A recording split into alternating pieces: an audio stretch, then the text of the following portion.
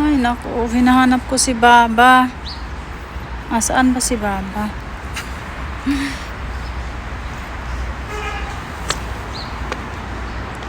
Ayan. Saan ba siya? Tapos na yata maglinis ng mga sasakyan.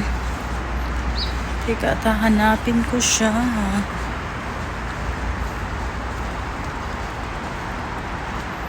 Saan kaya si Baba? Ayan ako. Baba, nasaan ka na? Antayin ko siya kasi ayun. Ayan, nag-message siya. Teka. Ito nga pala yung labas ng aming bahay, ang aking building. Yes. Haha, dito na ako sa loob ng bahay at ako'y day off ngayon. Tapos, syempre, kapag day off, maglalaba. Lalaba ako ng mga kumot langga. Ang lalaki ng kumot na ilabahan ko. Pwede naman siyang ipalaundry, kaso nga lang. Syempre, kasya naman siya sa washing machine, di ba? So, iwa-washing ko na lang kaysa naman gagastos pa ako sa laundry, tsaka hindi ko alam kung malinis ba yung tubig na ginamit or alam mo na. Iba pa rin pagka tayo yung gagawa kasi alam natin yung ginagamit nating tubig, lalo na sa pag naglalaba tayo ng mga damit natin, kumot. Kasi pag sa laundry, iba yung amoy ng anong tawag nito, nilabahan nila. Walang amoy. At least pagka tayo tayo yung naglalaba, nalalagyan pa natin siya ng dahon. Ayan, no? Naubos na yung lipstick natin kasi kumain na ako. Ayan. Kung saan ako nakating, bumaba na ako. Nagtapon ako ng basura. Ayan. Medyo may natapos na ako ngayong araw. Nakapaglaba na ako. Nakapagtapon ako ng basura. Ayan.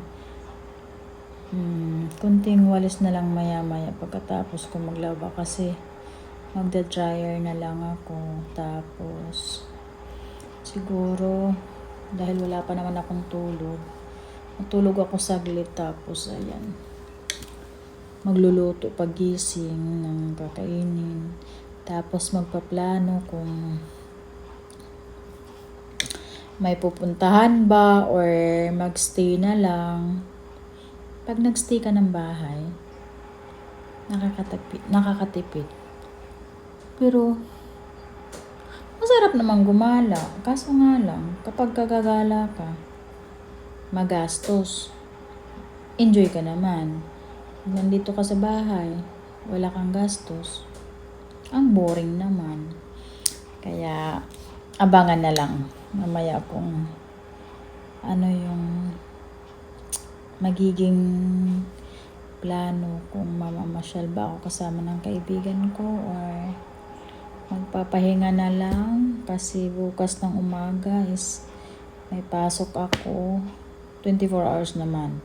From morning to morning ng Saturday ako mag-out. Ganun. 6 a.m. tomorrow. Ay, after tomorrow yun. Yun yung out ko. 24 hours na naman ako, mga langga. Pero, kayang-kaya ko. Kasi, ang sarap talaga sa pakiramdam ng makapag-DOP ako. Ang tagal ko na kasing hindi nagdi-DOP lagi. Alam mo yun. Tuwing magdi-DOP ako, kailangan nakaplano lahat kasi madalang lang yun. Minsan yung kasama ko, siyempre 24 hours yung pag-iisipin mo nga naman, parang ang tagalan mo. Pero siyempre, pagka gusto mo, titiisin mo kahit matagal. Yan, yun lamang po. Bye!